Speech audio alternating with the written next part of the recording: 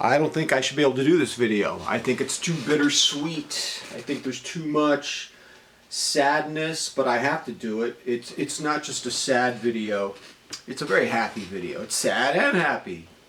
Sometimes in life, a subject can be both, so it's okay. All right, I want to talk about radio. Radio, yes. 2006, I started a blog. Radio lovers can't be cured. For those of you who don't know me, I have an obsessive personality. And right around the time I became obsessed with watches, I developed an obsession with radios, FM reception, AM reception, ground noise, computer, fluorescent light interference, interference from thick concrete walls.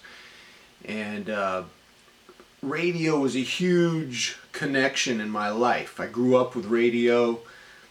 I mean, sports, just listening to baseball, listening to a relaxed announcer give play-by-play on a baseball game. I felt I was never going to die. I felt like life was eternal. You know, all was well on the diamond. Listening to baseball, listening to football, listening to the inflections of the announcer's voice. You know, Randy Moss, touchdown! I just, oh my God, the radio, I grew up with it, loved it. I have to tell you guys, at the age of 55, I'm 59 now, I quit sports altogether. I get too obsessed, I get too heartbroken when my team loses. I go into a depression for like a week. It was getting too ridiculous, man. And also, I was running out of time. You're running out of time, as they would tell the dude in that show 24, Jack Bauer. So I just felt like I was running out of time. So I quit listening to AM radio about 5 years ago because I quit listening to sports. And I'm left out now because my brother and my father still watch sports and they talk sports. So I'm out of the loop. So there was a time when like every room in my house had like 5 radios in it. It was driving my wife crazy. Had twins 11 years ago. My twin daughters are like snapping the telescopic antennas off these vintage radios. I go, okay, this has got to stop. So, you know, my attentions went to watches. But you know what's sad about the radio thing is for 30 years I listened to NPR, public radio, and I never listened to it anymore, with the exception of Larry Mantle. He's like a genius. He's Radio Hall of Fame. But in terms of getting news, I mean, I can just look on my phone for updates if I want live news. So I'm not going to go to NPR for live news. And my deeper criticism of NPR is that, first of all, the people who work there are just excellent. They're well educated, they're decent, they're committed. And so that's not the thing. The problem I have, I call it group think. You know, whenever you work, and I'm sure it happens at my job too, whenever you work and you're in a certain environment, everyone kind of talks and thinks the same. And you can see it with, for me, I can see it with NPR. The point of view is the same, the topics are the same, they use the same language, the same inflection of voice. And for me, it becomes boring and soulless after a while. NPR is doing quite well with their podcasts because podcasts are more about storytelling. So when they take those NPR personalities who are very good at what they do, and you have them tell stories on a podcast, I think if you look at podcast rankings, I think Public International Radio and those NPR podcasts do very well. So I think they'll do well in the podcast world, but I don't think NPR can survive in the new environment on radio. I don't even know what's going to happen to radio. In a way, I hope I'm wrong. That's why I'm kind of sad. I have such fond memories of radios. I don't think my daughters are going to grow up listening to radio. Now, every room in my house has a smart voice device. I don't even say the real name because it will start acting funny, and I don't want you guys to hear any voices. But I can now curate my own media diet, and I love podcasts, and in a way I'm happy because the personalities who are distinctive and independent and have a lot to say, and they don't have to get involved in corporate think, I can enjoy them. Who do I listen to on podcasts? Well, Sam Harris, Tim Miller, Charlie Sykes, Bill Crystal, David Frum, Sarah Longwell. I could go on. Kara Swisher.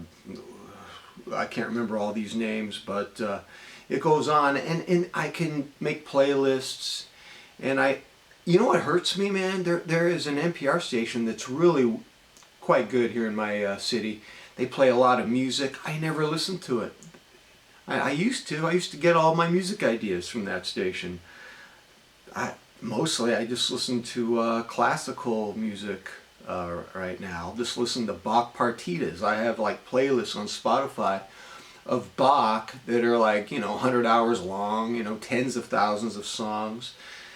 It's kind of sad because, having a smart device is kind of like having a Stepford wife. Radio was romantic, and it was, you were more connected to the community in some ways, but I don't think we can go back. I don't see it happening at all. When I think of the transition from radio to podcasts, I think of a cartoon I saw when I was 9 years old. So this would have been around 1970. There was a cartoon about the legendary Paul Bunyan. Paul Bunyan was a superhuman lumberjack, and he just had that axe. And in this cartoon, there was a battle between Paul Bunyan and this new invention called the chainsaw, the electric chainsaw.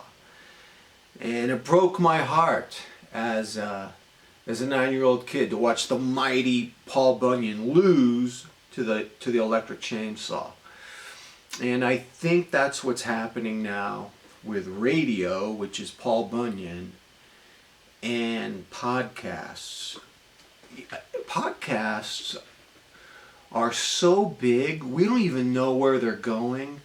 Right now, some of the people that I listen to, they have, what's it called, Patreon, something like that. And, if you were to give Patreon money to every single podcaster that you like, you'd be broke. I think what has to happen is it's got to be like Spotify or Netflix, where you pay like $12 a month to get no ad, a big list of the people that you like. I think that's where we're going. I know we're all subscription fatigued. I mean, my God. I don't have Peacock, which I wouldn't mind having because Tina Fey's got a new show on Peacock and there's a lot of good content on Peacock. But here's the deal, man. I got like 100 shows on my waiting list docket on Netflix and Amazon Prime and Hulu and I don't even HBO Max. I haven't watched HBO Max in like over a month. And I can't add. I've got CBS, which has been changed to something Paramount. I don't know, man. I don't have time for Peacock. I can't do it. I don't know what's going to happen to them. I just got too many choices, man. First world problems. So in this age of subscription fatigue, I think I would though. I would pay for a podcast thing because I'm hardwired for listening to voices because of my radio background, my obsession with radio.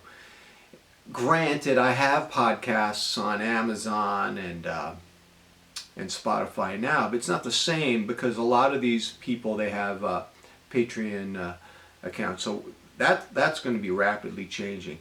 Ladies and gentlemen, do you listen to radio still? Or are you transitioning to podcasts all the time? Are you curating your own media diet? And it's kind of sad. I miss just turning that big radio on. But I don't think there's any going back, man. Paul Bunyan days are over. I think we're in a new technology situation. All right, ladies and gentlemen, tell me what you think. Until next time, I'm out.